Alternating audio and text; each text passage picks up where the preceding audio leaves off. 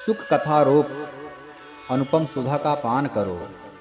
प्यारे भाइयों, निंदित कथाओं से युक्त कुपथ में व्यर्थ ही क्यों भटक रहे हो। अर्थात यदि हम लोग भागवत महापुराण में पहले हम लोग सुन चुके हैं कि यदि भागवत महापुराण कथा का एक श्लोक, आधा श्लोक, आधे का भी आधा श्लोक यदि कान में पड़ जाता है तो भी वह मुक्त हो जाता है, उसके पूर्वज भी मुक्त हो जाते हैं। उसी प्रकार से यहाँ पर यमराज भी अपने दूतों को सावधान कर रहे हैं, कान में कह रहे हैं।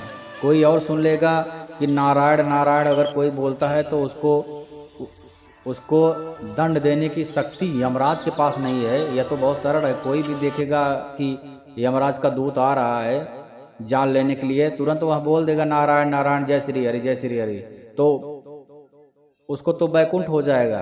फिर उसको यमदूत पास में बांध करके नहीं ले जा सकते हैं। यह बहुत ही गूढ़ है और बहुत ही सरल है।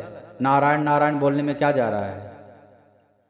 तो इसीलिए इसको कान में यमराज दूतों से कह रहे हैं कि देखना तुम और कोई ना सुन ले, यह मेरी कमजोरी है। होता है ना कि कोई अपनी कमजोरी जो है जब बताता है तो कान में बताता है।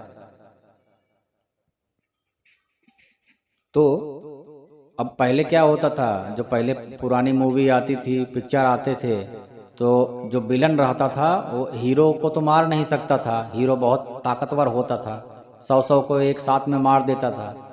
तो क्या करता था, उसकी कमजोरी ढूंढता था। उसका बेटा है या उसकी पत्नी है, उसको ही किडनैप कर लेता था, अगवा करके उसको बांध लेता था। फिर बोलता था आओ, नहीं तो खड़े रहो, चुपचाप मार सहो, नहीं तो तुम्हारे पत्नी या बेटे को गोली मार देंगे। तो उसकी कमजोरी रहती थी, तो फिर हीरो मार सहता था।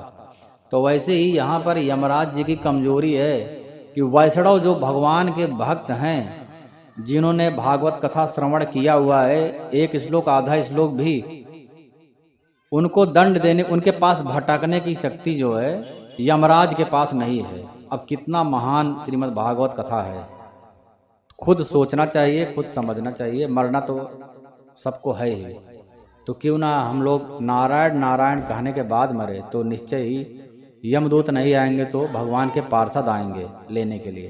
तो यह बहुत ही महत्वपूर्ण, बहुत ही गुप्त है, ठीक है। तो इसकी महत्ता बहुत है। तो यहाँ पर भागवत महापुराण होता है महात्मा, होता है संपन्न।